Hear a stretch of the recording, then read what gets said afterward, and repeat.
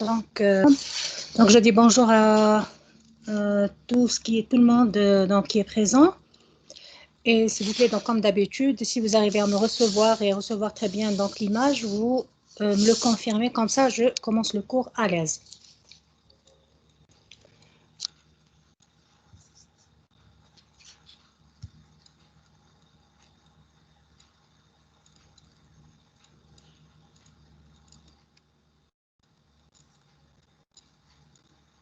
C'est bon, est-ce que vous me recevez?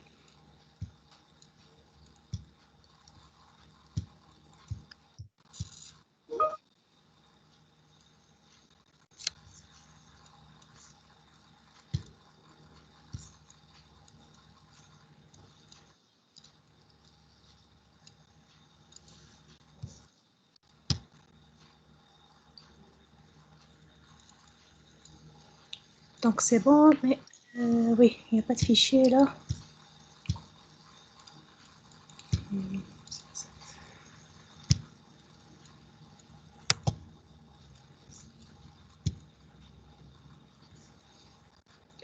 Voilà, donc le cours d'aujourd'hui, il va porter sur les anémies hémolytiques héréditaires par anomalie de l'hémoglobine. Donc, on va s'intéresser aux maladies qui sont causées par des anomalies de l'hémoglobine, mais on va s'intéresser beaucoup plus aux situations là où on aura par conséquence une installation d'une anémie hémolytique. Pourquoi? Parce que les anomalies de l'hémoglobine sont assez fréquentes, donc il y a plusieurs variants, mais certains sont importants et point de vue clinique, donc leur expression clinique elle est assez importante, donc, pardon, et elle se manifeste par une anémie hémolytique. Donc, en plan, pour pouvoir mieux suivre, on va voir une introduction dans laquelle on va définir les hémoglobinopathies, voilà, qu'on appelle les anomalies héréditaires donc, de l'hémoglobine, qu'on appelle les hémoglobinopathies. Ensuite, en premier chapitre, on va traiter les syndromes thalassémiques et en un second chapitre, on va traiter les hémoglobinoses. Bien sûr, vers la fin, on va voir le traitement. Pardon. Donc, pour chaque partie, on va voir la définition. Bien sûr, on va parler un petit peu de l'épidémiologie, donc leur fréquence et essentiellement leur fréquence, leur répartition géographique dans le monde et leur répartition en quelque sorte en Algérie, leur fréquence et leur répartition en Algérie. Le diagnostic positif, donc, il va se baser sur quoi? Donc, on va se baser sur quel test pour poser votre diagnostic positif pour chaque hémoglobinopathie et bien sûr les syndromes apparentés dans le cas des syndromes thalassémiques. Donc, la même chose pour les hémoglobinoses. On commence donc par l'introduction. Donc, c'est quoi hémoglobinopathie? Là, pour chaque terme, donc, on a une définition qui est précise. Donc, quand on parle hémoglobinopathie, donc, ce sont des troubles génétiques. Voilà, ce sont des anomalies génétiques qui affectent bien sûr la structure de l'hémoglobine. Donc, ils affectent la structure ou encore la production de l'hémoglobine. Donc, ce sont des pathologies héréditaires liées à une anomalie de l'hémoglobine, tout simplement. Elles sont donc assez fréquentes dans le monde et elles sont souvent responsables d'anémie hémolytique corpusculaire.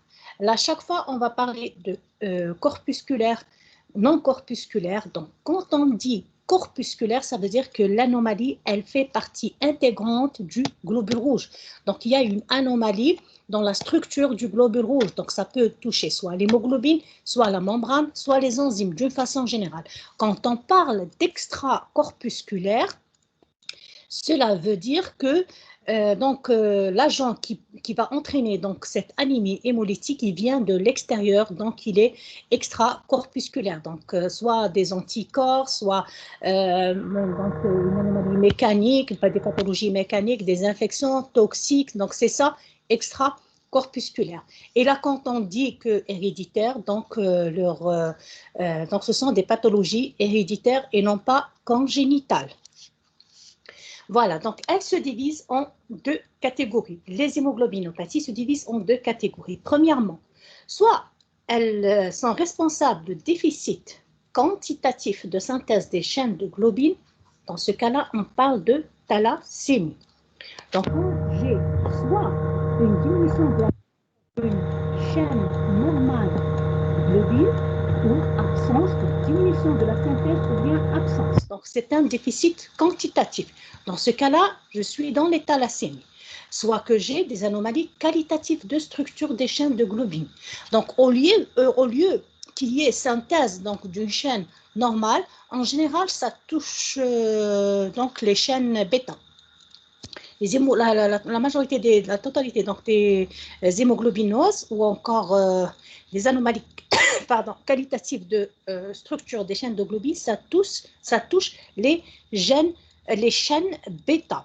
Donc, il y a une chaîne anormale. Voilà, donc c'est dû à une mutation. Au lieu qu'il y ait synthèse de chaîne bêta, il y a synthèse d'une autre chaîne, par exemple, l'hémoglobinose S, donc la synthèse de chaîne d'hémoglobine S entraînant la formation d'hémoglobine S au lieu de l'hémoglobine A.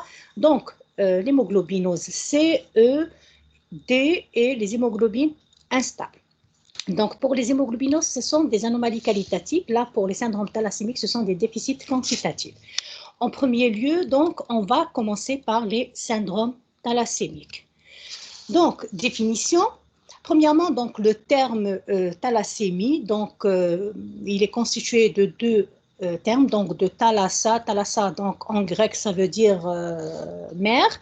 Et hémie, donc, ce sont des pathologies, les maladies du sang. Voilà, donc, thalassémie, donc, c'est pourquoi on les a appelées thalassémie, parce que au début, elles étaient donc fréquentes donc, au niveau du pourtour méditerranéen, donc de la mer Méditerranée. Donc, c'est pour ça qu'on les a appelées les thalassémies. Donc, ce sont des hémoglobinopathies caractérisées voilà, par la diminution ou l'absence de la synthèse d'une chaîne de globine. Donc, soit de la chaîne alpha, soit de la chaîne bêta. Elles sont dues à une anomalie génétique transmise selon le mode autosomique récessif. Donc, ce sont des maladies héréditaires, responsables donc d'une anémie hémolytique, corpusculaire, héréditaire, d'intensité variable selon les différents phénotypes. Donc, ces différents phénotypes sont causés par des génotypes, donc par l'atteinte de gènes. Donc, on va voir les différents types de génotypes et leurs phénotypes correspondants. Selon donc le type de gène atteint, on distingue soit les alpha-thalassémies, soit les bêta-thalassémies. Et on a donc dans les deux cas, on a différentes formes en fonction de la sévérité du tableau clinique. Donc, soit des fois c'est asymptomatique, par des fois donc c'est une anémie, une discrète anémie, parfois donc c'est une anémie hémolytique donc grave, donc qui demande des transfusions mensuelles et parfois ça peut même entraîner donc la mort in utero, donc la nasarphétoplacentaire, la mort in utero, donc le bébé n'arrive même pas, le fœtus n'arrive même pas à être à terme. Sur l'épidémiologie, donc comme je l'ai dit tout à l'heure, Thalassa, donc c'est par rapport à la mer Méditerranée. Donc pourquoi? Parce qu'ils sont assez fréquents tout autour du bassin méditerranéen. Donc c'est pour ça qu'on les trouve en Algérie, donc qui fait partie du bassin méditerranéen. Elle fait partie, pardon, du bassin méditerranéen. Donc les thalassémies sont fréquentes dans le pourtour méditerranéen et dans le sud-est asiatique. Mais en fait, voilà, donc actuellement, elles sont rencontrées dans tous les continents. Pourquoi? C'est à cause des mouvements migratoires des populations donc, vers l'Amérique et l'Europe. Donc, l'Europe, donc, c'est parce qu'il y a la distance donc, qui n'est pas assez importante. Donc, les mouvements migratoires sont assez importants. Et pour l'Amérique, donc, c'était surtout donc, durant la période d'esclavage, donc, le transfert des Africains donc, vers l'Amérique et donc formation donc, de la population afro-américaine. En Algérie, donc, des études ont estimé que plus de 10% de la population générale sont des porteurs du trait alpha-thalassémie. Donc, c'est assez fréquent, mais heureusement, donc, il s'agit bien du trait alpha, donc l'alpha-thalassémie silencieuse ou encore donc, asymptomatique. La même chose donc, pour la bêta-thalassémie, donc 2,5 à 3%, donc sont porteurs du trait bêta-thalassémique. La prévalence, donc, elle est plus augmentée en Kabylie en raison du taux de consanguinité qui est plus élevé. Voilà, donc, puisque ce sont des maladies héréditaires, donc, ils ont tendance, leur fréquence, leur fréquence a tendance à augmenter dans les régions là où il y a une forte endogamie, c'est-à-dire les mariages consanguins. Et leur transmission se fait selon le mode autosomique récessif. Donc, on peut avoir des formes hétérozygotes et des formes homozygotes. D'une façon générale, les formes hétérozygotes sont asymptomatiques et les formes homozygotes, ça donne des anémies hémolytiques et des tableaux cliniques plus graves. La physiopathologie, donc, on va voir donc un petit peu leur répartition, les gènes de globine, donc surtout qu'on n'a pas traité ça donc, dans la partie hémoglobine. Donc, la situation chromosomique donc, des gènes alpha et des gènes bêta. Donc, au niveau du chromosome 16, donc j'ai le chromosome 16, pardon, j'ai la localisation des chaînes de groupe alpha. Donc, j'ai le gène zeta, ceux-ci ce sont donc des pseudogènes, et là, j'ai le gène alpha 1 et le gène alpha 2. Donc, sur le chromosome 16, j'ai deux gènes alpha, proches l'un de l'autre. Et du fait donc que la garniture chromosomique des cellules humaines, elle est diploïde, donc j'ai des paires de chromosomes. Là, c'est sur un seul chromosome, donc, et sur le deuxième chromosome, donc j'aurai la même chose, alpha 1 et alpha 2. Donc, c'est pour ça, parce que c'est voilà, la garniture donc, chromosomique, elle est diploïde. Donc, la biosynthèse de la chaîne alpha, elle est sous la dépendance de 4 gènes. Donc, j'espère que c'est clair normalement. Maintenant, pour les gènes du complexe bêta, donc j'ai epsilon, gamma, delta et bêta. Et comme vous voyez, donc, si on fait un petit rappel par rapport à ce qu'on a vu donc, quand on a traité l'hémoglobine, donc ça c'est en fonction du développement ontogénique. Donc par exemple pour les chaînes alpha, j'ai le gène zeta, ensuite alpha, ensuite là j'ai epsilon, delta, pardon, epsilon, gamma, delta, ça c'est un pseudogène, delta, ensuite bêta. Donc il existe un seul gène bêta. La structure, donc bêta, delta et epsilon. Juste pour le gène gamma, donc il y a 2 gènes de structure par chromosome. Donc, pour la synthèse des chaînes alpha, j'ai 4 gènes alpha. Voilà. Et pour la synthèse des chaînes bêta, je vais avoir donc un gène par chromosome, et puisque j'ai une paire de chromosomes, donc je vais avoir 2 gènes bêta. Maintenant, les mécanismes moléculaires, donc ce qui est responsable du syndrome thalassémique, soit que j'ai des délétions ou encore des mutations. Donc, on ne va pas les voir en détail. Donc, ils sont localisés au niveau des gènes alpha ou bêta qui sont responsables donc, du défaut total ou partiel de synthèse des chaînes de globine. Donc, soit j'ai une absence de synthèse de la chaîne, soit que j'ai une synthèse partielle. Les résultats des anomalies moléculaires dans les thalassémies, donc dans les alpha-thalassémies. Donc, comme on l'a dit, donc chaque chromosome 16 portant 2 gènes, donc il va y avoir 4 gènes chez le sujet normal. Au total, on peut avoir soit 1, 2, 3 ou même 4 gènes qui peuvent être non exprimés. Et l'expression clinique de la maladie, elle dépend de dans quelle situation je vais me trouver. Soit que je suis en face de la délétion d'un seul gène, soit de 2, soit de 3 ou bien 4 gènes. Et plus il y a les gènes qui ne sont pas exprimés, plus l'expression clinique, elle est importante. La même chose donc pour les anomalies dans les bêta-thalassémies, j'ai soit un déficit de synthèse en chaîne bêta avec augmentation relative des chaînes alpha au sein de l'érythroblaste, c'est-à-dire quand il y a une absence de la synthèse des chaînes bêta et que la synthèse des chaînes alpha, elle se fait de façon normale, puisqu'il va y avoir un excès de chaînes alpha par rapport aux chaînes bêta, donc ils vont se lier entre eux, donc on va voir ça par la suite. Maintenant, pour comprendre ce qui se passe donc, dans les alpha-thalassémies, dans les alpha-thalassémies, pardon. Regardez, là, c'est chez un sujet normal. Donc, chez un sujet normal, donc j'ai les chaînes. Ah là là là, pardon, j'ai pris le schéma qui correspond au bêta-thalassémie. Voilà, dommage. Parce que là, c'était sur le même principe. Voilà, c'est le sujet normal. Donc, on avait donc chromosome 16. Donc, j'ai 2 gènes sur chaque chromosome. Voilà, donc soit que j'ai un gène délété, donc c'est soit j'aurai le génotype suivant, donc tiré alpha slash alpha alpha. Donc c'est ça le génotype qui correspond à la délétion d'un seul gène. Voilà. Et le phénotype correspondant, c'est le alpha plus thalassémie hétérozygote. Soit que j'ai 2 gènes délétés, qu'on appelle les thalassémies mineures. Donc, soit que je suis en 6, c'est-à-dire alpha 0-thalassémie, hétérozygote. Donc, j'aurai ça. Donc, sur un chromosome, j'aurai la délétion des 2 gènes. Sur le second chromosome, j'ai la présence des 2 gènes.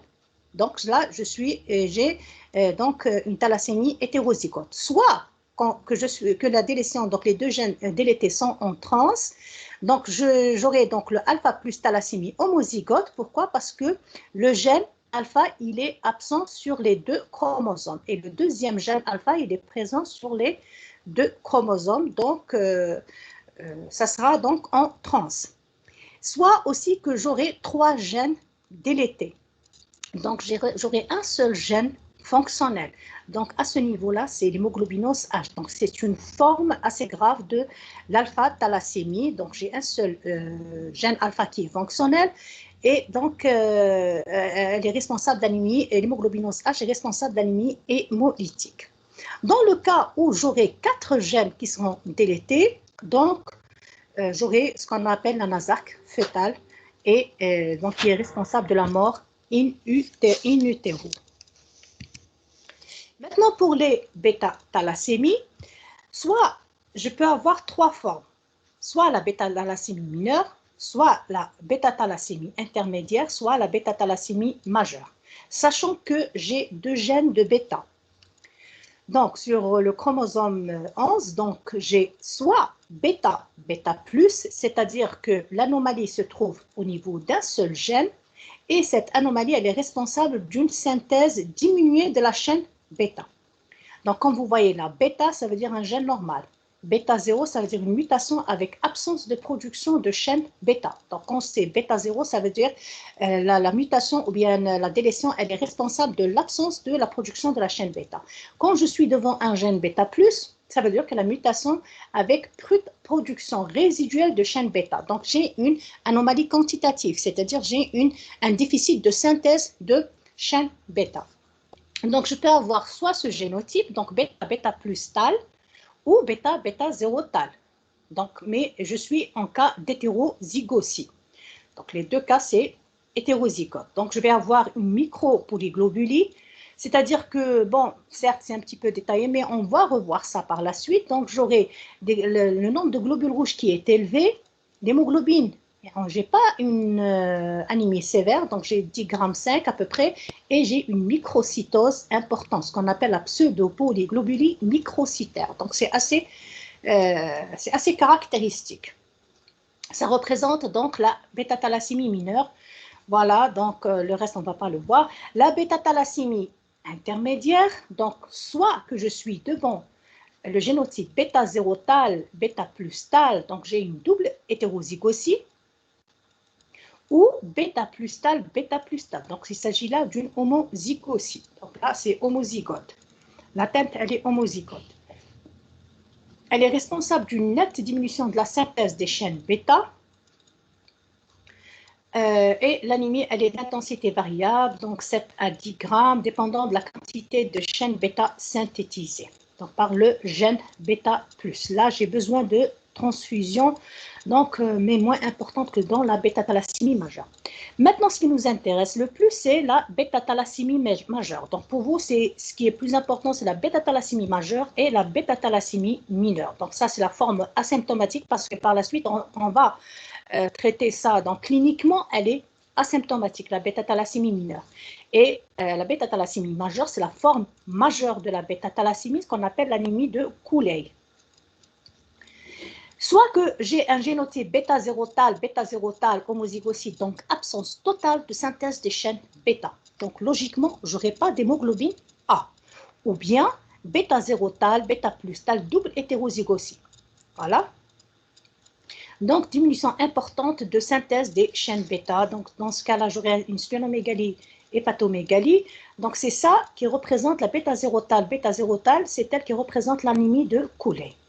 Donc, j'ai une splénomégalie, hépatomégalie, retard de croissance, électrophorèse de l'hémoglobine. Donc, j'aurai diminution ou absence de l'hémoglobine A. Et le traitement, donc j'ai besoin de transfusion, etc. Maintenant, à l'état, donc, au niveau de l'organisme, au niveau cellulaire, là, c'était au niveau moléculaire, qu'est-ce qu'on avait, et là, c'est au niveau cellulaire. Donc, pour la bêta-thalassémie, les conséquences. L'anémie, elle résulte de deux mécanismes. Donc, j'ai une érythropoïèse inefficace et j'ai une hyperhémolyse. Donc, j'ai deux mécanismes. L'érythropoïèse inefficace, elle est expliquée par le fait que les chaînes alpha en excès précipitent dans l'érythroblaste qui est détruit dans la moelle. Comme je l'ai dit, quand il y a une diminution de synthèse de chaînes bêta et que j'ai les chaînes alpha, donc les chaînes alpha, elles vont se précipiter dans l'érythroblaste, ce qui va entraîner un avortement intramédulaire donc, du fait de la dysérythropoïèse. Donc, j'ai des érythroblastes qui sont anormaux. Le deuxième mécanisme, c'est l'hyperhémolyse. Donc, l'hématie circulante, elle est appauvrie en hémoglobine, elle est hypochrome, elle est déformée.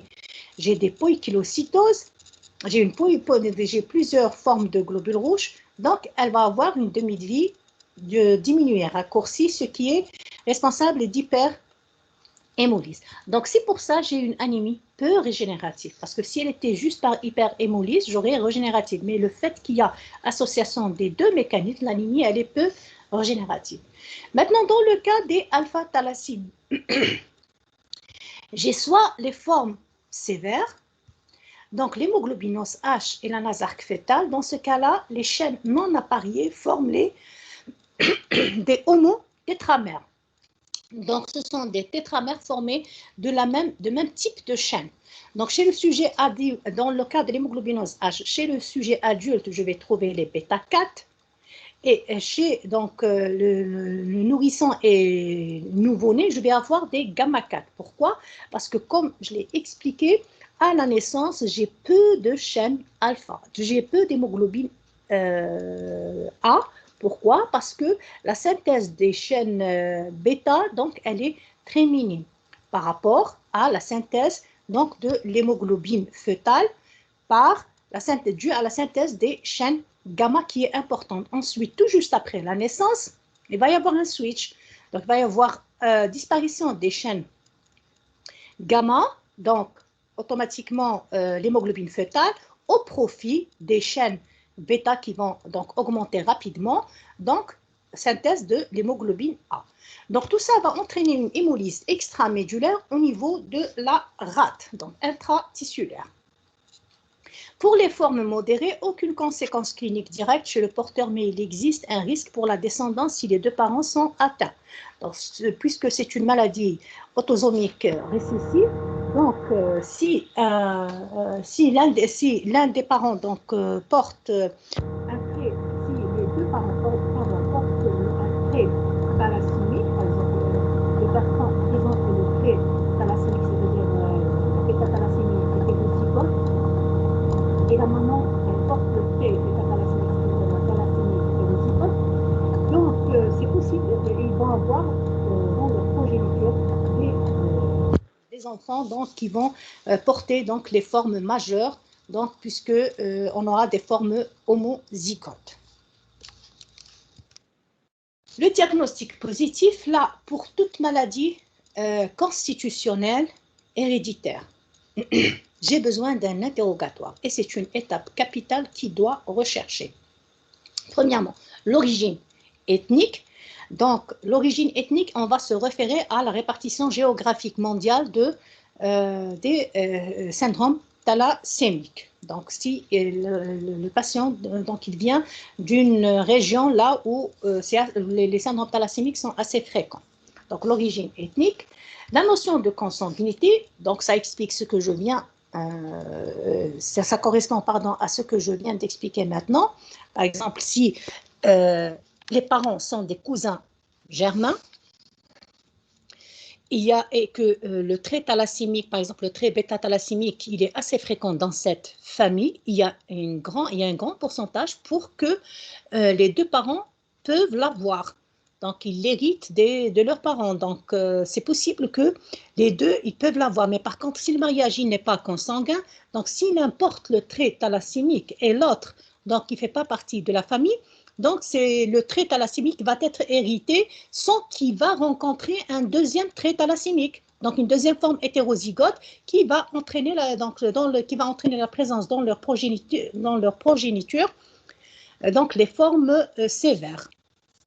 Les antécédents personnels et familiaux d'hémolyse, donc on va faire un questionnaire. Est-ce que l'un des parents, premièrement, les antécédents personnels, pourquoi? Parce qu'une maladie héréditaire, donc les signes cliniques commencent depuis le jeune âge. Et donc, signe d'hémolyse, ou bien signe notion de transfusion sanguine, ou bien notion d'hémolyse, ou bien notion d'anémie. On va faire un questionnaire et on va chercher ça. Et familiaux d'hémolyse, c'est-à-dire on va chercher dans la fratrie. Premièrement, on va commencer par la fratrie. Deuxièmement, par les parents et pourquoi pas dans les tantes et les oncles. Ensuite, recherche des symptômes cliniques de l'anémie, à savoir la pâleur cutanée muqueuse, l'asthénie, tout ce qui fait partie des signes cliniques des syndromes thalassémiques, à savoir l'ictère, donc l'anémie, l'ictère, les signes d'hémolyse d'intraticulaire, à savoir splénomégalie, hépatomégalie, et donc on va voir les douleurs articulaires. La notion de transfusion, donc il y a certaines formes des syndromes thalassémiques qui dépendent de transfusion. Donc ça demande donc pour les formes sévères, ça demande un rythme transfusionnel donc mensuel. Donc le patient doit recevoir une poche de culot globulaire chaque mois. Et bien sûr, la date de la dernière transfusion pour voir la fréquence transfusionnelle. Est-ce que les demandent des transfusions, donc l'anémie n'est pas assez sévère, donc ils demandent des transfusions, je ne sais pas, une fois ou une fois tous les 2 ans, etc. Sinon, est-ce qu'ils la demandent chaque mois? Voilà, et le nombre d'unités transfusées. Donc, l'interrogatoire, il est très important pour chercher donc la présence d'un syndrome thalassémique chez un patient.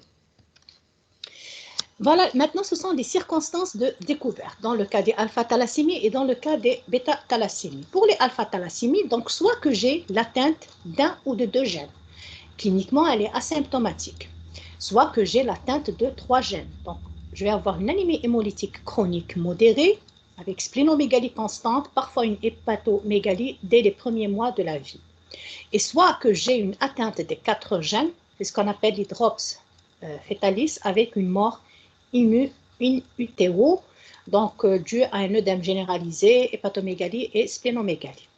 Donc ça, ce sont les formes cliniques de l'alpha-thalassémie. Maintenant, pour la bêta-thalassémie, la forme majeure ou encore on appelle la maladie de Cooley.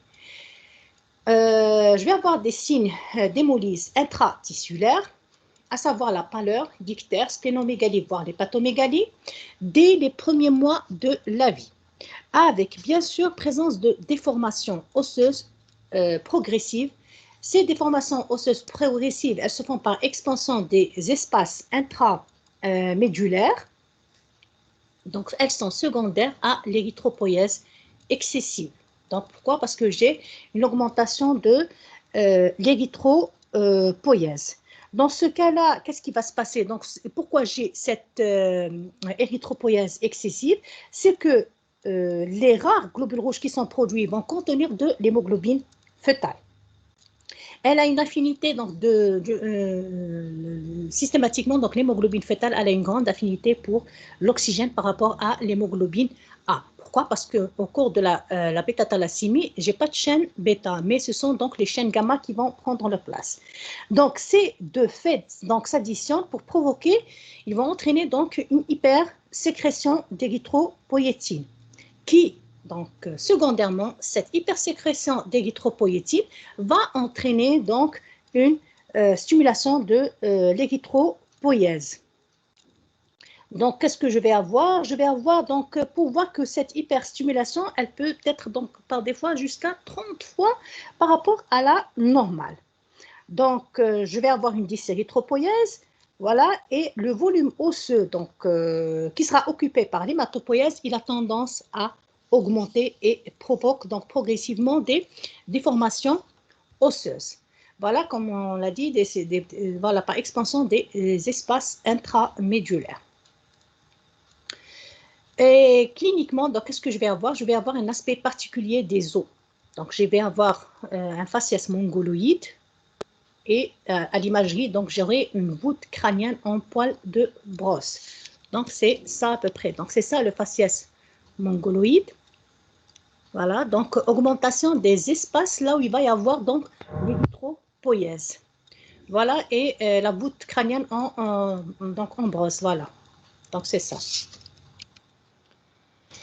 La forme mineure, par contre, avec atteinte d'un seul gène, donc cliniquement, elle est asymptomatique, elle est dépistée fortuitement à l'occasion d'un hémogramme qui montre une pseudopolyglobulie microcytaire. Voilà, c'est ce que j'ai expliqué quand je l'en ai traité la physiopathe. Donc, soit la forme mineure, bon, la forme intermédiaire, on va pas, c'est assez compliqué donc, pour vous, donc vous allez vous intéresser donc, essentiellement à la forme mineure, quand il y aura atteinte d'un seul gène et elle est responsable d'une pseudopolyglobulie microcytaire. En général, elle est asymptomatique cliniquement, mais par des fois, quand on fait les hémogrammes, donc quand on fait une FNS, on va voir, hop, il y a une pseudopolyglobulie microcytaire, c'est-à-dire que le sujet va présenter soit une anémie modérée, soit il n'y a pas d'anémie, avec un nombre de globules rouges élevé de l'ordre de 6 millions et une microcytose franche de l'ordre de 60, un VGM avec de l'ordre de 60 femtolitres.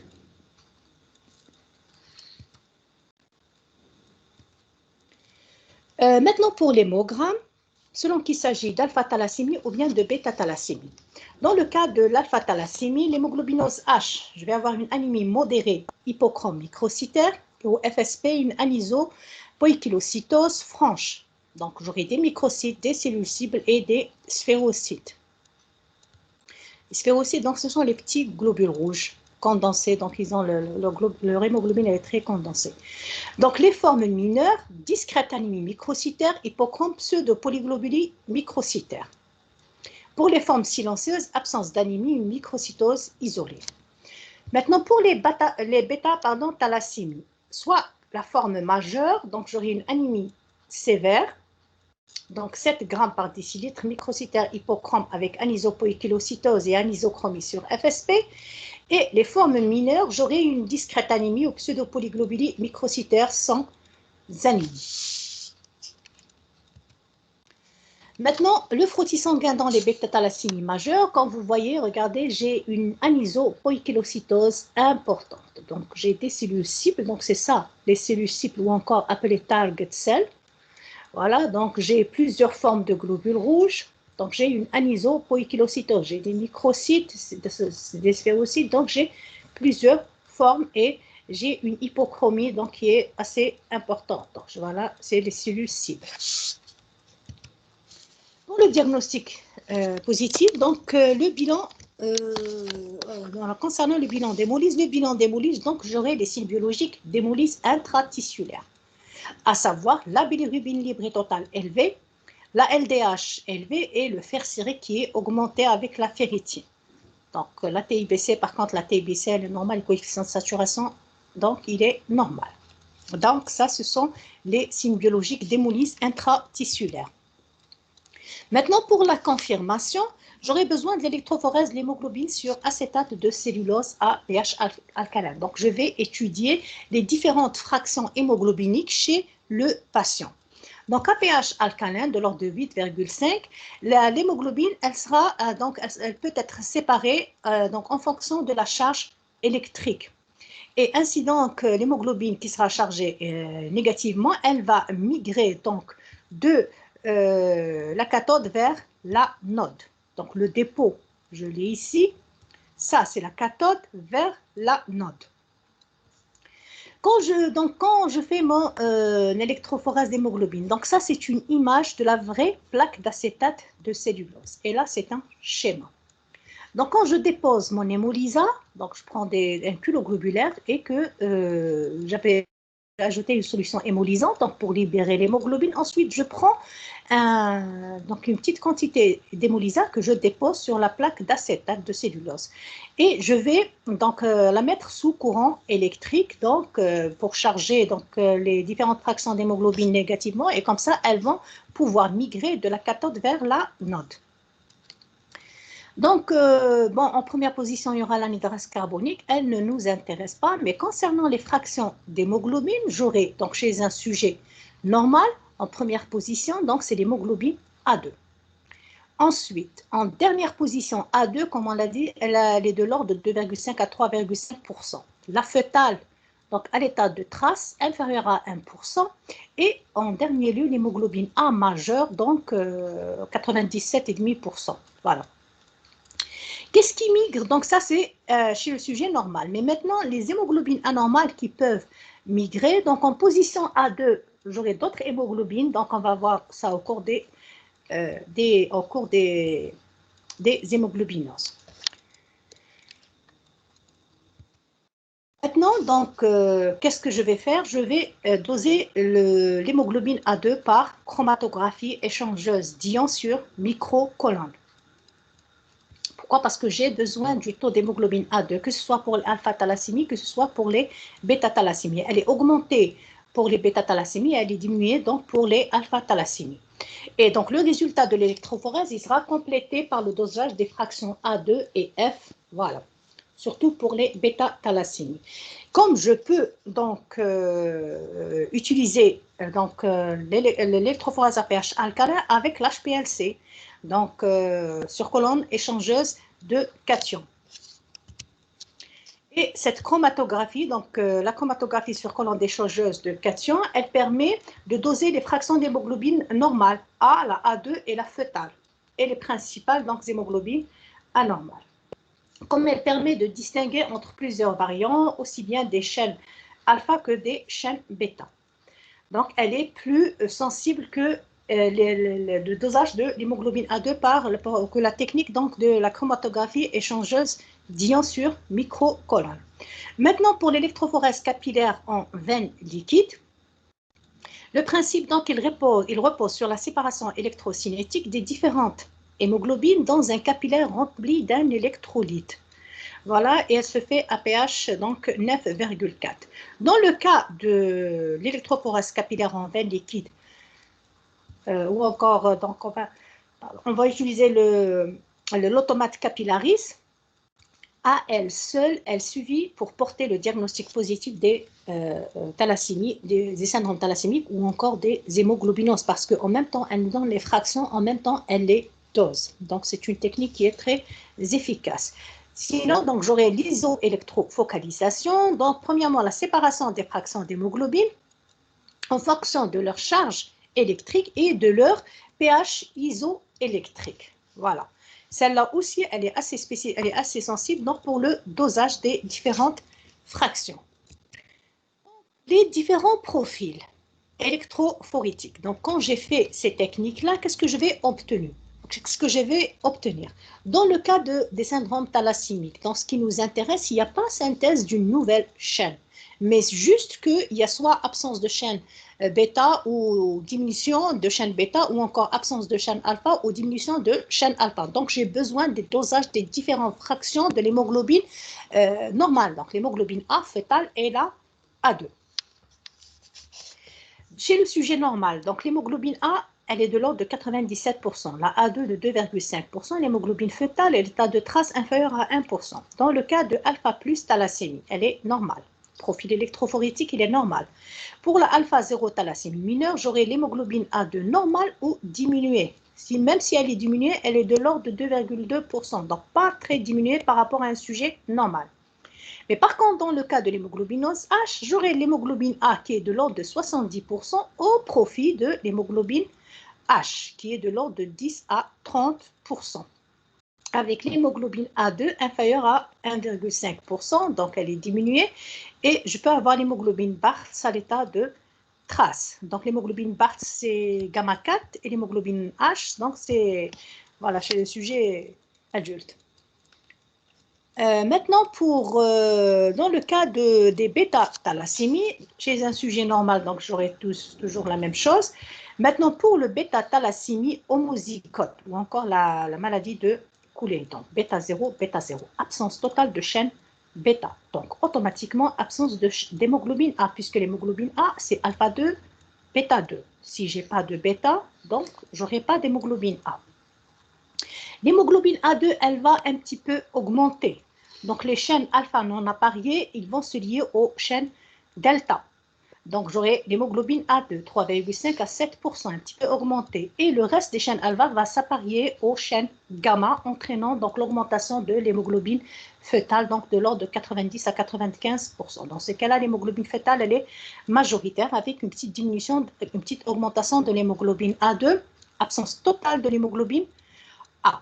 Dans le cas de bêta plus thalassémie homozygote, donc bêta plus, j'aurai donc 35 à 45% de l'hémoglobine A, donc une petite augmentation de l'hémoglobine A2, donc 3,5 à 7, et l'hémoglobine fœtale, donc 30 à 60.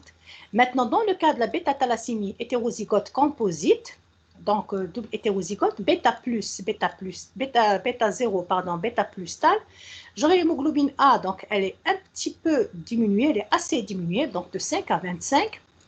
Toujours la même chose pour l'hémoglobine A2 et au profit de l'hémoglobine fœtale qui est assez augmentée. Donc, j'aurai un profil donc, un petit peu comme celui de la bêta plus tal homozygote, mais il est un petit peu atténué, un petit peu donc pas aussi sévère que celui du bêta 0 thalassémie homozygote. Maintenant, pour la bêta-thalassémie mineure, donc l'hémoglobine A, donc elle est vraiment majoritaire, mais elle est un petit peu diminuée. L'hémoglobine A2, donc légèrement augmentée, et l'hémoglobine fœtale, elle est de 0 à 5%. Voilà les autres tests que je peux utiliser. Donc, premièrement, le test à l'isopropanol et la recherche de corps de Hens, ça correspond donc à la mise en évidence de l'hémoglobinose H. Il est non spécifique, mais il consiste à comparer la rapidité de précipitation de l'hémoglobine H par rapport à celle de l'hémoglobine A. Le test il est positif dans l'hémoglobinose H. La même chose pour la recherche de corps de Hens, donc précipitation de l'hémoglobine H après 20 minutes d'incubation d'un hémolysa à 37 degrés en présence du bleu de chrysil brillant. Donc c'est la même chose que le taux de réticulocyte, donc la technique du taux de réticulocyte, ça consiste en une incubation avec... donc on mélange le sang avec le bleu de chrysil brillant. Mais dans le cas du taux de réticulocyte, il n'y a pas d'incubation. Par contre, dans le cas de la recherche de corps de Hens, j'ajoute une incubation de 20 minutes à 37 degrés. Donc, les corps de Hens vont apparaître sous forme de matte irrégulière, donc on dit en forme de balle de golf. Elles sont violettes situées contre la membrane de l'hématie. Maintenant, pour la biologie moléculaire, elle sert à quoi? En fait, elle sert à mettre en évidence donc, les anomalies moléculaires responsables. Parce que les anomalies moléculaires responsables des délétions ou bien des mutations des gènes alpha ou bêta, ça diffère, et ça diffère bien sûr en fonction des régions et des foyers de alpha-thalassémie ou bien de bêta-thalassémie. Donc, c'est réservé à la recherche.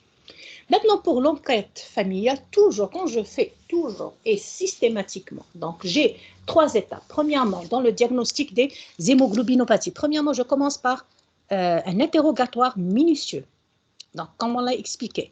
Deuxièmement, je passe au diagnostic biologique, donc la FNS, bien sûr, FNS taux de réticulocyte, FSP, c'est très important. Ensuite, l'électrophorèse d'hémoglobine avec les autres tests, que je vais la coupler aux autres tests, ou bien si j'ai un test comme l'électrophorèse en milieu capillaire, donc qui est aussi performant, ça suffit pour porter le diagnostic positif de syndrome thalassémique ou bien de l'hémoglobinopathie. Ensuite, dans le cadre de la recherche, donc, je fais ma biologie moléculaire pour chercher le variant ou bien la mutation ou bien la délétion responsable. Et je termine automatiquement mon diagnostic par une enquête familiale. Premièrement, l'enquête familiale, elle permet de confirmer l'anomalie génétique. Par exemple, quand je fais le premier patient chez qui je fais mon exploration, je l'appelle toujours le propositus. Quand je fais mon diagnostic et que j'ai donc la présence, je suspecte donc la présence d'un syndrome thalassémique, par exemple une hémoglobinose H. Qu'est-ce que je fais? Je demande à faire une enquête familiale. Je convoque les parents plus la fratrie et je fais l'électrophorèse et je fais l'étude électrophorétique avec bien sûr tous les bilans, FNS, études électrophorétiques, etc. pour chercher donc les causes donc, ou encore la présence chez les parents d'un trait chez les deux parents, ou bien la présence de l'anomalie la même chez l'un des parents, donc l'enfant il l'a hérité, et est-ce que la fratrie, donc, ils l'ont hérité? Ça, c'est très important. Pourquoi? Parce que quand je vais faire mon enquête familiale, je vais dépister les formes silencieuses, donc chez qui il n'y a pas, qui sont les formes les plus redouteuses. Pourquoi? Parce que c'est des formes asymptomatiques, donc ils se propagent dans la nature comme ça, donc sans être dépistés. Et donc, si une personne présente donc un trait thalassémique va rencontrer une autre personne qui va présenter donc un trait thalassémique, le même trait thalassémique, donc automatiquement dans leur progéniture, ils vont avoir des formes sévères et franchement, la prise en charge, que ce soit par les parents, que ce soit par l'hôpital, donc la prise en charge, elle est assez lourde ou encore, surtout pour le patient. Donc, il faut imaginer une forme grave qui nécessite donc un rythme transfusionnel mensuel avec des contrôles de FNS, avec le Desferal, etc. Donc, c'est des pathologies assez lourdes. Donc, c'est pour ça que je termine toujours mon diagnostic par une enquête familiale et bien sûr, j'établis l'arbre généalogique. C'est-à-dire, chez le père, qu'est-ce qu'il présente, la mère, qu'est-ce qu'elle présente, le propositus, qu'est-ce qu'il présente, et la fratrie. Syndrome apparenté aux thalassémies, qu'est-ce que j'ai? Donc, les bêta-thalassémies ou bien les alpha-thalassémies peuvent s'associer à d'autres hémoglobinoses, essentiellement des hémoglobinoses, donc l'association alpha-thalassémie hémoglobinose S, l'association alpha-thalassémie hémoglobinose C, l'association alpha-thalassémie mineure, bêta-thalassémie mineure, l'association S-bêta-thal, l'association C-bêta-thal, l'association E-bêta-thal et l'association O-bêta-thal. O, c'est l'hémoglobinose O arabe. Donc, ça, c'était concernant les syndromes thalassémiques. Maintenant, on va voir les hémoglobinoses. Donc, par définition, c'est quoi? Ce sont des atteintes. Donc, pas quantitatives, mais qualitatives, constitutionnelles, héréditaires de la chaîne bêta de la globine. Donc, ça touche essentiellement la chaîne bêta et non pas la chaîne alpha. Ils sont caractérisés par une substitution d'un ou de plusieurs acides aminés. Donc, ils sont causés par des mutations ponctuelles. Donc, on a plus de 900 variants qui sont connus actuellement, dont seulement une minorité qui est symptomatique. Donc, heureusement, les autres variants donc, sont utilisés beaucoup plus pour les études anthropologiques.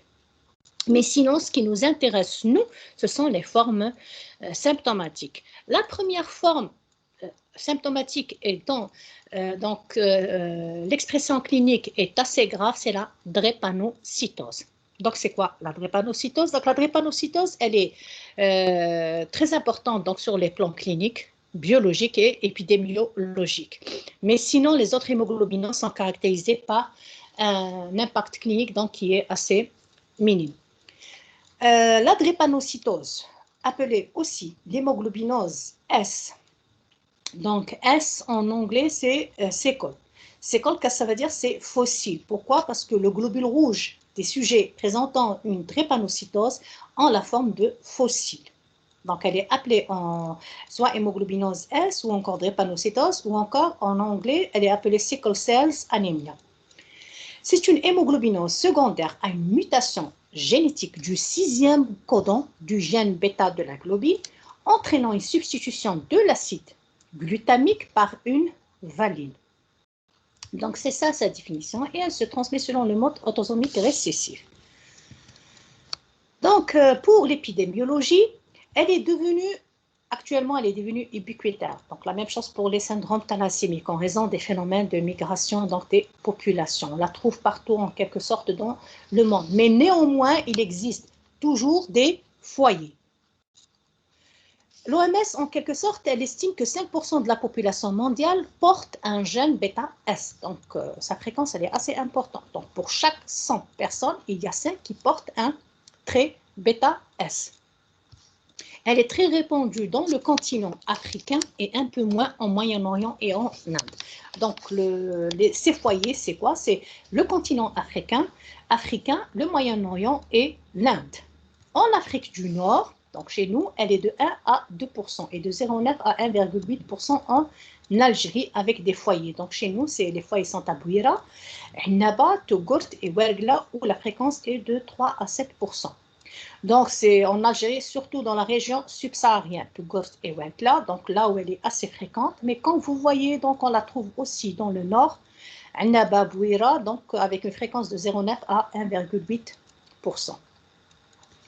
La répartition de la drépanocytose, elle se superpose à celle du paludisme. Pourquoi? Parce que le trait drépanocytaire, en quelque sorte, confirme une résistance à l'infection par Plasmodium falciparum. Donc, les patients, les sujets qui ont donc le trait drépanocytaire, ils sont plus résistants au paludisme. Donc, ils résistent bien à l'infection par le paludisme, donc ils ne meurent pas. Par contre, les sujets qui n'ont pas de trait drépanocytaire, donc ils sont plus sensibles à l'infection par Plasmodium falciparum. Donc, et avec le temps, il y a eu une sélection naturelle. Donc, donc les sujets présentant donc, le trait drépanocytaire sont devenus, se superposent. Donc, la répartition du trait drépanocytaire, elle est devenue donc superposable à celle du Plasmodium falciparum.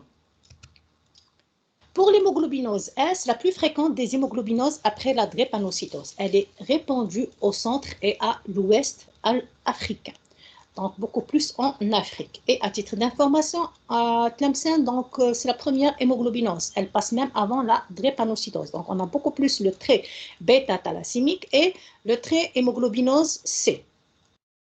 L'hémoglobinose E, elle est très répandue au sud-est asiatique, Thaïlande, Laos et le Cambodge. Donc, je ne vais pas suspecter une hémoglobinose E en Algérie. Mais ce que je vais suspecter en Algérie, donc la bêta-thalassémie la plus fréquente, à savoir l'alpha-thalassémie et l'hémoglobinose C, l'hémoglobinose S. L'hémoglobinose D est répandue au Pendjab et en Inde, donc c'est en Asie. Et les hémoglobines instables, à savoir qu'il existe des hémoglobines instables, donc les hémoglobines N et les hémoglobines donc les hémoglobines dont la fonction oxyphorique est perturbée sont très rares. Voilà, ce sont des marqueurs génétiques de population donc utilisés dans les études anthropologiques. Donc voilà, donc pour voilà l'hémoglobinose, c'est donc surtout au niveau de l'Ouest africain, donc la S donc au niveau de l'Afrique, Moyen-Orient, donc en Inde. L'hémoglobine D, donc en Inde et au Pendjab, et l'hémoglobine E, donc c'est la Thaïlande, Laos, donc la Birmanie, etc., donc l'extrême-orient. Maintenant, pour les mécanismes, la physiopathologie, donc on va s'intéresser beaucoup plus à la drépanocytose quand on va traiter donc les hémoglobinoses. Pour les mécanismes moléculaires, donc elles résultent d'une mutation ponctuelle au niveau du 6e codon du gène, donc qui code pour la chaîne bêta de globine. Ce gène, il est localisé bien sûr sur le chromosome 11, entraînant ainsi donc la substitution de l'acide glutamique par une valine en position 6 de la globine. Donc, on retient très très bien donc la mutation de la drépanocytose, c'est une bêta-6 gluvale. On l'appelle comme ça. Donc, au niveau du 6e codon, l'acide glutamique est remplacé par une valine. Donc, la synthèse, donc la conséquence, donc en position 6, j'aurai la synthèse d'une hémoglobine S, la synthèse de l'acide glutamique. Donc, la mutation, elle est responsable de la synthèse de l'acide glutamique qui va remplacer, donc là, au lieu qu'il y ait synthèse de valine. Non, pardon. la substitution de l'acide glutamique par une valine. Donc, au lieu d'avoir l'acide glutamique, je vais avoir une valine. Et j'aurai quelque sorte l'hémoglobine S au lieu de l'hémoglobine A. Pourquoi? Parce que la mutation, elle se localise sur le gène bêta. Donc, au lieu d'avoir des chaînes bêta, je vais avoir des chaînes S. Et donc, automatiquement, les chaînes S, quand elles vont se lier aux chaînes alpha, elles vont donner l'hémoglobine S. Donc, au lieu d'avoir l'hémoglobine A, alpha 2, bêta 2, je vais avoir l'hémoglobine S, donc alpha S.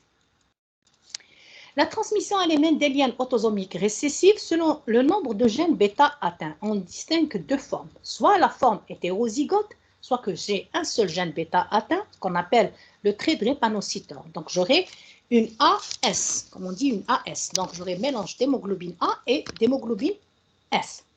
Par contre, dans la forme homozygote, j'ai les deux gènes bêta qui sont atteints. Donc les deux chaînes bêta ne sont pas synthétisées, mais la totalité, plutôt, les deux gènes bêta se sont transformés en des gènes S en quelque sorte. Donc, au lieu qu'ils synthétisent les chaînes bêta, il n'y aura aucune chaîne bêta, mais par contre, au profit, j'aurai des chaînes de l'hémoglobine S. Donc, je n'aurai pas de l'hémoglobine A, puisque je n'aurai pas de synthèse de chaîne bêta, donc je n'aurai pas d'hémoglobine A. Et puisque je vais avoir la synthèse d'hémoglobine S, donc je vais avoir que de l'hémoglobine S. Et il est responsable d'un syndrome drépanocytaire majeur. Donc c'est la forme majeure. Les conséquences physiopathologiques lorsque l'hémoglobine S est en situation d'hypooxygénation. Voilà, elle se polymérise et rend le globule rouge rigide après drépanocyte. Donc, quand il y a assez d'oxygène, donc c'est bon. Mais quand l'oxygène diminue, ou encore l'hémoglobine S se trouve dans une situation là où j'aurai une hypooxygénation, automatiquement, elle va se polymériser et entrer à la formation de drépanocytes ou encore des globules rouges en fossiles. Ces derniers vont rester donc bloqués au niveau, surtout quand il y aura la microcirculation ou encore les sinus. Donc, ils traverseront mal donc ces micro-vaisseaux ou encore ces sinus. Pourquoi? Parce que le globule rouge, comme je l'ai expliqué, quand il est normal, il a une grande déformabilité. C'est qui lui permet de traverser donc des capillaires donc, dont le diamètre est beaucoup moins que leur taille. Mais dans le cas où le globule rouge il est en forme de fossile, donc il va se colmater, donc il va rester bloqué au niveau des microcirculations ou encore au niveau des sinus. Donc, le globule rouge rigide, appelé drépanocyte, il va rester bloqué dans les petits vaisseaux, entraînant la formation de microthromboses. Donc, des globules rouges vont s'agglutiner donc, entre eux. Il va y avoir aussi des plaquettes, donc activation de la coagulation, etc. Donc, formation de microthromboses. Il est détruit, ce globule rouge qui est anormal, il est détruit par la rate. Donc, j'aurai une hyperhémolyse intratissulaire. Ainsi donc, l'anémie de la drépanocytose, c'est une anémie hémolytique, corpusculaire, intravasculaire et intratissulaire régénérative. Donc, les mutations ponctuelles, donc je vais voir maintenant pour le mécanisme physiopathologique des autres hémoglobinoses. Donc, les mutations ponctuelles d'un acide aminé au niveau des chaînes bêta, ils sont dus à des mutations ponctuelles d'un acide aminé, donc au niveau des chaînes bêta de globine. Pour le cas de l'hémoglobinose C, toujours en position 6, j'aurai un acide glutamique qui est remplacé par une lysine. L'hémoglobinose E, donc en position 26e codon, donc bêta 26, l'acide glutamique par lysine. Ensuite, l'hémoglobinose O arabe, bêta 121, l'acide glutamique lysine, et l'hémoglobinose D, donc bêta 121, l'acide glutamique glutamine, pardon, l'acide glutamique en glutamine. Là, au diagnostic positif, donc l'interrogatoire, il est primordial et il permet de préciser. Donc, on va redire à peu près ce qu'on a dit pour les syndromes thalassémiques, l'âge, l'origine ethnique, la notion de consanguinité, les antécédents personnels et familiaux d'hémolyse, les conditions d'hypoxie, là, pourquoi? Parce que c'est important, par exemple, les notions d'altitude, prise d'avion, donc les situations là, ou encore les gens qui font la plongée sous-marine. Donc, les situations où on va se trouver en conditions d'hypoxie. Pourquoi? Parce que ça favorise la formation de drépanocytes. Par exemple, les gens qui font du ski, etc. Donc, toute condition favorisant l'hypoxie va entraîner donc, la transformation du globule rouge normal en drépanocytes. Pourquoi? Parce que l'hémoglobine S, quand elle est en situation désoxygénée, elle se transforme, elle se polymérise et elle se transforme donc en drépanocytes. Les signes cliniques évocateurs, donc j'ai les symptômes d'anémie, ictère, douleur et splénomégalie. J'ai la notion de transfusion sanguine antérieure et l'expression clinique, elle est variable en fonction du type d'hémoglobinose et en fonction du type homozygote ou bien hétérozygote. Pour les formes hétérozygotes, d'une façon générale, elles sont découvertes fortuitement lors d'un bilan systématique. Donc, je vais trouver une petite anémie. Donc, si je vais faire mon questionnaire, donc le sujet présente cette anémie depuis son enfance, donc elle est chronique, ou lors d'une enquête familiale. Alors, l'enquête familiale, c'est ce que j'ai expliqué quand on a fait le diagnostic des syndromes thalassémiques. Les formes homozygotes, dans le cas de la drépanocytose, elles se déclarent après 6 mois lorsque l'hémoglobine F est remplacée par l'hémoglobine S. Pourquoi? Parce qu'avant 6 mois, j'ai le profil d'un sujet, donc chez le nouveau-né, le profil, donc j'aurai de l'hémoglobine A, mais minoritaire. Pourquoi? Parce que la chaîne bêta, la synthèse des chaînes bêta, elle est minime. Mais par contre, j'ai la synthèse des chaînes gamma. Donc les chaînes gamma, c'est correspondant à l'hémoglobine fœtale. Donc j'aurai un profil majoritaire, j'aurai de l'hémoglobine fœtale, et en minorité, j'aurai de l'hémoglobine A et de l'hémoglobine A2. Et après 6 mois, donc il va y avoir le switch, il va y avoir transformation de ce profil donc pour avoir le profil adulte, c'est-à-dire l'hémoglobine A majoritaire, l'hémoglobine fœtale discrète et l'hémoglobine A2 minime. 3 situations cliniques, on peut les voir dans le cas de la drépanocytose, soit une phase stationnaire, soit les complications aiguës et soit encore des complications chroniques. Donc la clinique de la drépanocytose, elle est assez chargée, donc elle est assez importante. Dans le cas de la phase stationnaire, j'aurai un syndrome anémique, souffle systolique, dyspnée d'effort, etc. La triade hémolytique, donc j'aurai une pâleur cutanéo-muqueuse, un ictère conjonctival, splénomégalie constante modérée disparaît après quelques années hépatomégalie. Donc, j'aurai les signes cliniques d'hémolyse intravasculaire et intratissulaire. J'aurai une croissance staturopondérale souvent normale. Les complications aiguës. Les complications les plus redoutables, ce sont les crises douloureuses, drépanocytaires ou encore ce qu'on appelle les crises vaso-occlusives. Ce sont des crises douloureuses à répétition provoquées par des phénomènes d'occlusion microvasculaire survenant dans les os. Elles sont spontanées ou bien provoquées par divers facteurs, à savoir les infections, le froid, la fatigue, la déshydratation et toute situation entraînant une hypoxémie. Ces douleurs peuvent siéger soit au niveau des membres, entraînant une impotence fonctionnelle, soit au niveau du thorax, donc simulant ainsi donc un tableau d'infarctus du myocarde, soit au niveau de l'abdomen et simulant donc une crise d'appendicite. La fièvre, comme je peux avoir donc la fièvre à 38 degrés ou atteignant 40 degrés, des infections à répétition dans les premières années de la vie qui diminuent, heureusement donc ça a tendance à diminuer avec l'âge. Donc je peux avoir des méningites, pneumopathies, ostéomyélites sont les plus fréquentes. J'aurai une aggravation de l'anémie devant toute infection ou toute crise douloureuse fébrile. Et comme j'aurai des accidents donc vaso-occlusifs graves, surtout les accidents quand ces accidents vaso-occlusifs siègent donc au niveau des méninges. Donc accident neurologique, hémiplégie, convulsion, des manifestations pulmonaires et la plus redoutable, la thrombose de l'artère centrale de la rétine. Pour les complications chroniques, donc elles sont fréquentes pendant l'adolescence et chez l'adulte. Donc ulcère des jambes, nécrose osseuse responsable de douleurs et de gênes fonctionnelles, les complications oculaires, donc rétinopathie, l'infarctus pulmonaire, donc lithiase biliaire, qui est assez fréquente, donc elle est présente à peu près chez 50% des patients. Maintenant, pour les autres hémoglobinoses, se manifeste par une anémie hémolytique de degré variable, franche notamment dans l'hémoglobinose C, bien sûr, homozygote, et accompagnée de splénomégalie et de lithiase biliaire. Pour le diagnostic biologique, l'hémogramme. Donc, pour les formes hétérozygotes, normales, voire discrètes, anémie. Donc, de façon générale, elles sont asymptomatiques et donc à l'hémogramme, j'aurai soit un hémogramme normal ou bien une discrète anémie. Pour les formes homozygotes, j'aurai une anémie constante normocytaire normochrome, l'hémoglobine entre 7 et 9 grammes par décilitre, une hyperleucocytose APNN est fréquente en crise, là c'est dans le cas de la drépanocytose.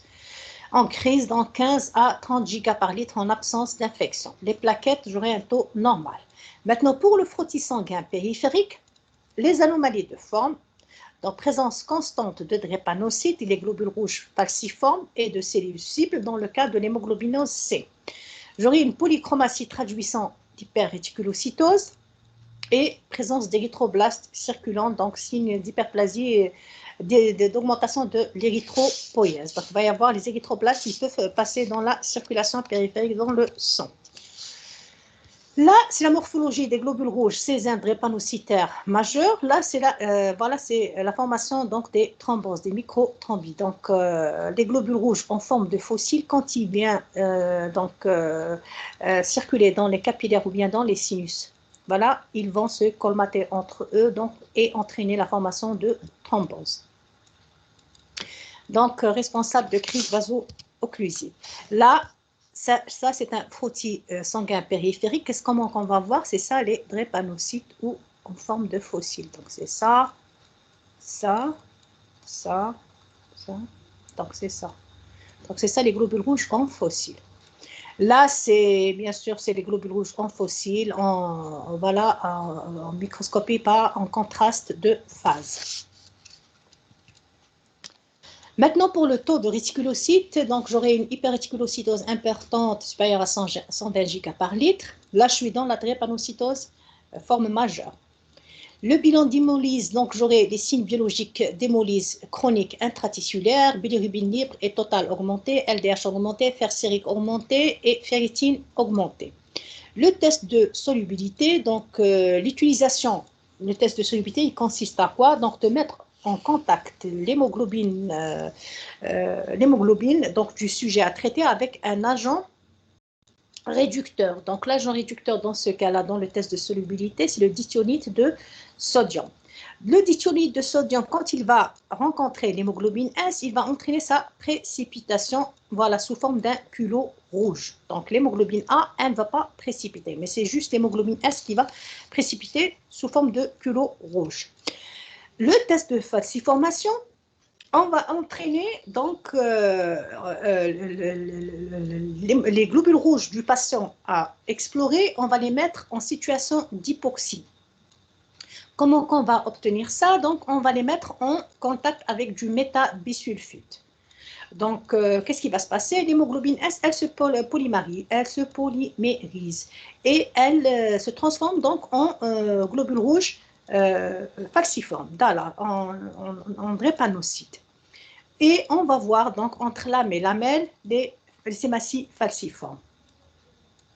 Pour l'électrophorèse de l'hémoglobine sur acétate de cellulose, donc pour le test de falciformation et le test de solubilité, ce sont des tests faciles à réaliser, ils font juste pour le dépistage. La même chose pour l'électrophorèse de l'hémoglobine S sur acétate de l'électrophorèse de l'hémoglobine, à pH alcalin sur acétate de cellulose. Donc, c'est la séparation des différentes hémoglobines selon leur charge électrique et le poids moléculaire. Donc, c'est la même technique, on l'a expliqué quand on a fait les syndromes thalassémiques.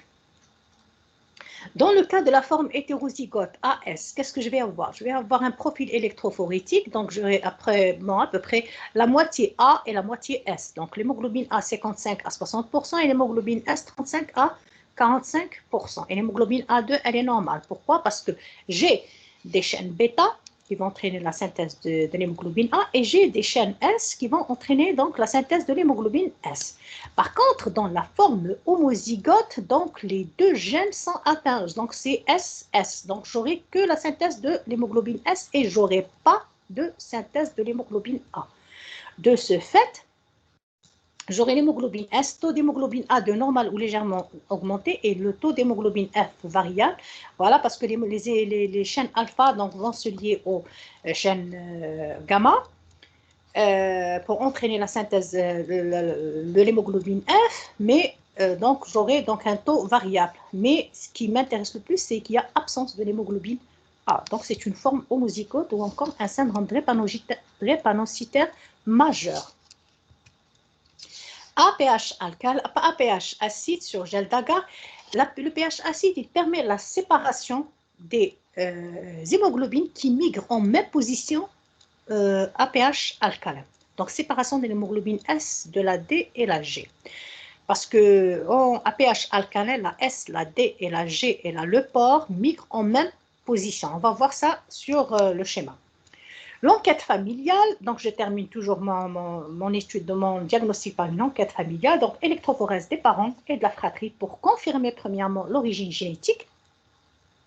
Donc si je vais trouver l'anomalie génétique ou encore le trait drépanocytaire chez un autre membre de la famille, donc ça confirme mon diagnostic en premier lieu. Et deuxièmement, je recherche d'autres membres de la même famille qui sont atteints, donc dans la fratrie ou bien les parents. La biologie moléculaire, donc, elle permet l'étude des gènes à la recherche d'anomalies moléculaires responsables, donc beaucoup plus pour la recherche. Là, on va expliquer donc le profil électrophorétique de l'hémoglobine donc sur acétate de cellulase APH alcalin, donc APH alcalin. Et là, c'est APH acide. Donc APH alcalin. Chez un sujet, là, c'est chez un sujet normal. Donc, comme je l'ai expliqué, le dépôt, c'est là. La première fraction d'hémoglobine a migré, c'est la A2. Le premier dépôt, donc, c'est la A2. Mais qu'est-ce qui migre en position A2? Il migre la A2, la C, la E et le O arabe. Donc, même ces hémoglobinoses migrent en position A2. En dernier lieu, donc, migre l'hémoglobine A. Tout juste avant l'hémoglobine A, c'est l'hémoglobine fœtale. Et à mi-distance entre la A2 et la A, migre la S, quand elle est présente, bien sûr. Qu'est-ce qui migre avec la S? Il y a d'autres hémoglobines anormales qui migrent en position S. J'ai la S, la D, la G, le pore et d'autres hémoglobines. Là, j'ai sur l'image donc d'une plaque d'acétate de cellulose, donc c'est la vraie plaque d'acétate de cellulose. Donc le dépôt c'est ici, la A2 normalement elle migre ici, la A c'est par ici et la S c'est à mi-distance entre la A2 et la A. Donc là, quand là j'ai un dépôt, parce que chez les sujets normaux j'ai pas de dépôt, je pense soit à une S, soit à une D, à une G, à un L le port.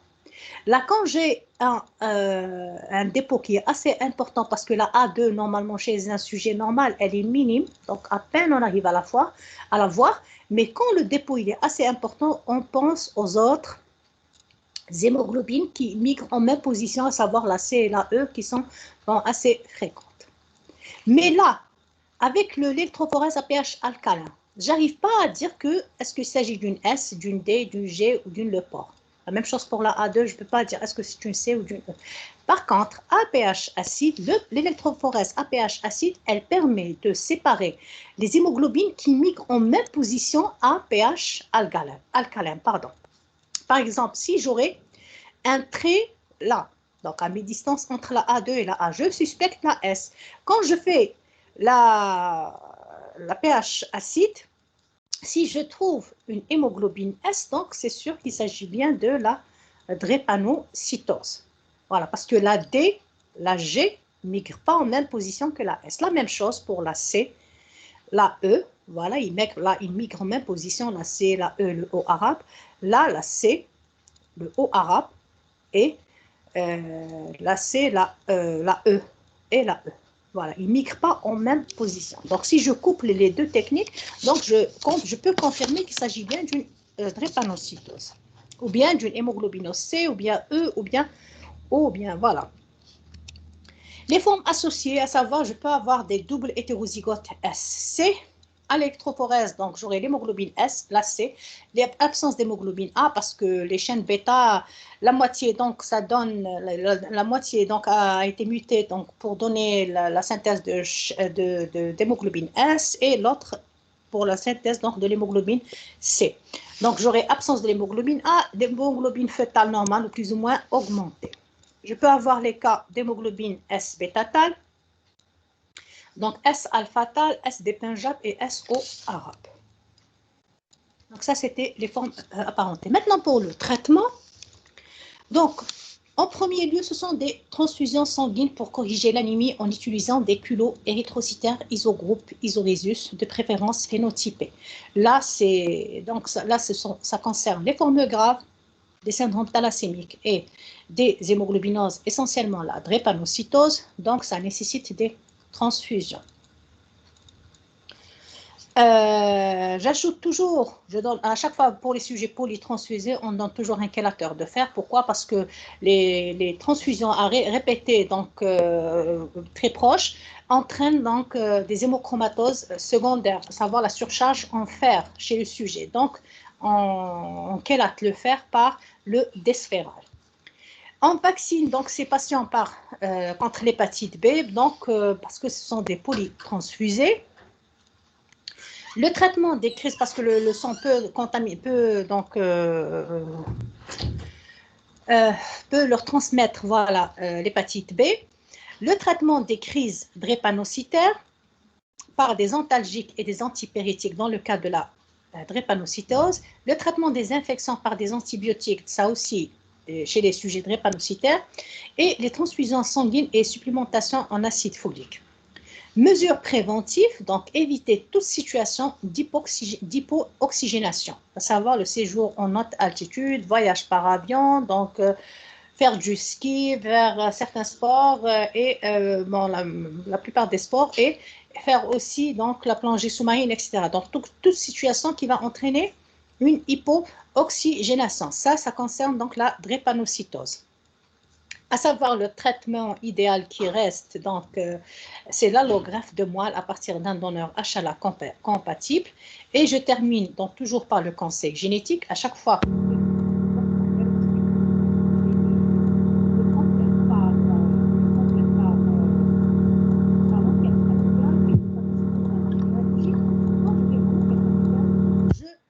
mon conseil génétique, c'est-à-dire que je dois conseiller cette famille, donc et surtout les sujets porteurs du trait thalassémique, d'un trait, donc soit drépanocytaire, soit thalassémique, pour éviter donc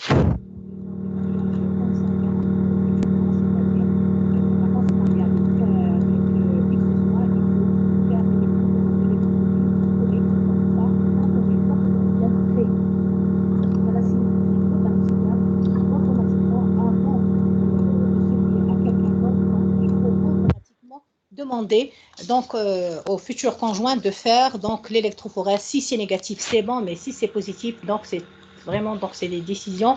Il faut éviter ces mariages donc qui vont entraîner la formation donc de formes sévères ou encore de formes graves donc d'hémoglobinopathie.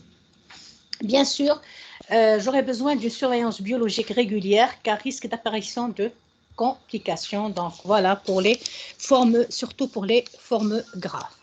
Donc voilà, je vous remercie pour votre attention.